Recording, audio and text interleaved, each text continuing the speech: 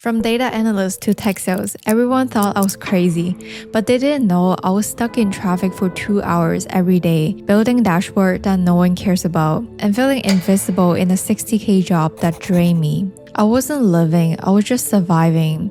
So I bet on myself and it has changed everything. I was like most people, after I came to Canada alone at 16 and I went to university, just like how my Asian parents hoping me to do. So I graduated from uni even though I didn't really care about that degree and I don't even remember what I learned from it. And the only thing I knew is I really want to get into fashion industry. So after I graduated, I landed a job at Garage and Dynamite as a data analyst.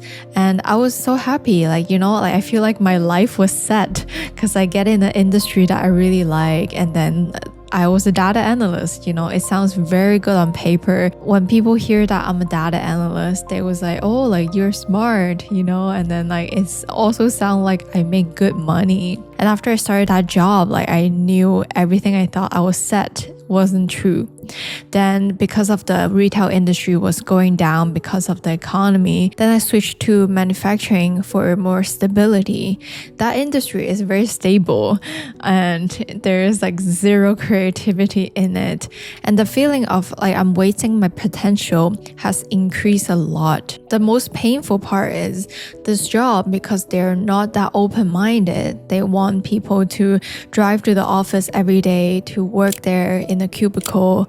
And every day I was stuck in traffic for 2 hours, 1 hour there and then another coming home. And I just feel like I don't want to do this anymore. So I started to look outside, look into what other industry I can switch into. Then I look into project management and UX, UI, and marketing. All of those fields are good, and the reason why I look into those is they have a high income potential. But then I realized it's very hard to get in. For project management, you need a certificate. For marketing, I didn't really know. I didn't have a portfolio or I didn't really know how to run ads. And for UX, UI as well, you do need a degree for it. And one thing I was very sure is I didn't want to go back to university anymore. Because I was still paying my student loan. I didn't want to get another loan and then throw another hundred and thousands of dollar in the course that I didn't really care about. So I was okay, none of that really works. So I was doing research online, what can give me the physical freedom, financial freedom, and also make me feel fulfilled, And then I came across tech sales. So what's good about tech sales is the career path is very clear. You will start as a BDR, business development representative, and then your next step is to grow into account executive, right? And even though BDR entry-level sales job, they're still making 6-figure and with a base plus commission. So, and then when you become an account executive, your earning potential is even higher. It's 200K, 300K. It depends on how many deals you can close. And then from there, I was whoa, then I can make very good money with this clear career path. And then another thing, it's most of the company are remote, so I don't have to drive to the company anymore. I can basically work wherever I like. And all of those things, it just feel like tech sales is a flying green flag. I can't let this opportunity go. But instantly, the other side of me was yo, you never sell anything. How are you gonna sell your software in tech sales? And I was okay, it is true, we're Asian, most of the job we get exposure to is lawyer, accountant, doctor, engineer, all that job. And I was a data analyst, it's a very stable job. Why would I go into something, have commission, performance base, even though there's a base salary, right? And then after the hesitation, I was okay, let me see if I can still work as a data analyst, things are not as bad, and then another weeks come by, I was still feeling super miserable. And then I started doing more research about tech sales. So I started reading some books about it, watching YouTube videos, and then I started to go on LinkedIn and then talk to people that are actually in the industry. And the more I talked to these people, people, I was like, whoa, like we're actually very similar. These guys are like hustler, like very open-minded and also like very nice, down-to-earth people. And that's exactly who I am as well. I always knew there's some energy in me I can bring out to achieve a goal. And it's just because my last job didn't give me the opportunity. So then I started to realize, okay, like tech sales might be my next goal. Like I could start a career in it. But then the fear is still very strong, like because I never done it, right? So I was like, okay, like I read some books, I talk to people, it is legit, right? And then let me find a way to get in. So like trying to get in is also not easy, like back then when I was trying to break in, it was 2024. It was quite competitive already. So how can someone from a different background break into tech sales without experience was also a challenge. So I think about that a lot. But by that time, I already feel too stuck in my last job. Then I feel like, okay, like Yvonne, like you only live once. Let's give it a shot, like let's go. So then I talk to more people and then I try to look at my own story. How can I talk and sell myself in the interview? And eventually I gave myself a goal, It's almost like a year from today that I'm filming this video. I was feeling super stuck and all I know is like tech sales might be what I can go into, like I wasn't sure, but then I was like, there's no other option. Let's just try tech sales. It's checking some of my boxes. Then last year, I remember I gave myself a goal. I was like, by the end of May, I have to be in tech sales. And reading a lot of sales book helped me build the sales mindset as well, but I never really try it out. So as I was grinding very hard to break in, to interview, I was also doing extra stuff to make me feel prepared. I was doing street interview in downtown Toronto, like talking to stranger and trying to get them to interview with me. And like I was still very into fashion, so I get invited to different fashion show. And one of my friends, he was building a business, so I was like, yeah, like let me get the designer contacts for you, So like during the fashion show when there's like thousands of people there, I was cold reaching out to each designer, trying to get their contact, try to talk to them. And obviously there is some designer that is very welcoming. There's some that are bigger. It's very hard to get to them at the first place. But then like I try to talk to their assistant, try to talk to the model, try to like get a way to just like get a hold of the designer, and it wasn't easy. Like it was like very like embarrassing and stressful and like sometimes awkward situation as well.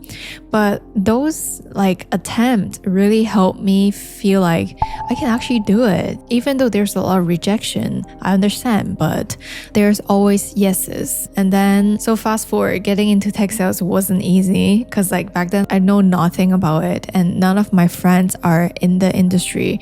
So there wasn't anyone that I can look up to get guidance, to get help. But I still did it. So by the end of May, I actually got 2 offers. And then I signed with Cordy, selling an environmental health and safety software. Like, even though getting the offer, I was very exciting, like I achieved my first target. But the thing is, I didn't really just settle and chill. I still do a lot of work to continue preparing myself. So I was still watching YouTube video, reading fanatical prospecting, challenger sales, all these books to prepare myself. And usually for BDR, like they give you 1 month ramping. So after the first month training, even though like I did a lot of preparation, but before I started a role or even during my training period, I was still very nervous. And because I never done it, so you don't know, right? But I was very grateful. I have a good team and they really supported me with my role play, product knowledge and all that. I would say the core of my success is like 50% is my team. Another 50% is I wasn't scared to make mistake. And there are some days I just feel like I'm terrible, like after some role play with the team, I just know I need to do way more work. But I didn't give up, just like how I break into tech sales, I didn't give up. Even there's a lot of difficulties, a lot of rejection. So after a month training, I was number 1 in my team. So I was pretty surprised, and then it also shocked my manager and my colleagues. And then I keep getting number 1, being a leader, 2 months after 3 months, and then I was number 1 the whole time. So obviously being a leader on the leaderboard, I was making very good commission as well. So the lesson I want to share with you here is, if you're feeling stuck when you're watching this video, just know you can totally change it. You don't really need permission from anyone to change and to make a better life for yourself, because most people, they don't understand you and they don't really know your situation well. When I was trying to switch industry, my parents didn't understand. They was like, okay, you're pretty stable being an analyst. Why you want to switch to sales? There's a lot of guys doing it and you barely see girls in this industry. Why are you doing it? And also I have friends that they really understand the hustle as well. They would be like, okay, why? It's kind of dumb. Why are you doing this? But I didn't let it affect me, because my drive to have a better life and better career was so strong that I didn't really let the outside world affect me. And how can you have that strong mindset? It's first you have to believe in yourself. You have to do things to prove to yourself that you can do difficult stuff. And then obviously you need some motivation. So you can watch YouTube video just like this one to motivate you. And then you can talk to people that have similar mindset or similar new goal like you.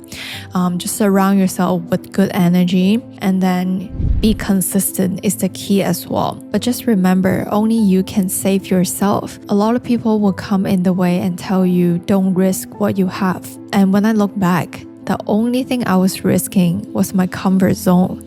And you wouldn't grow if you don't walk out of your comfort zone.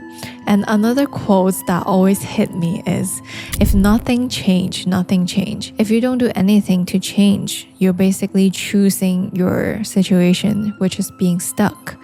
So just remember, comfort won't give you the life you want.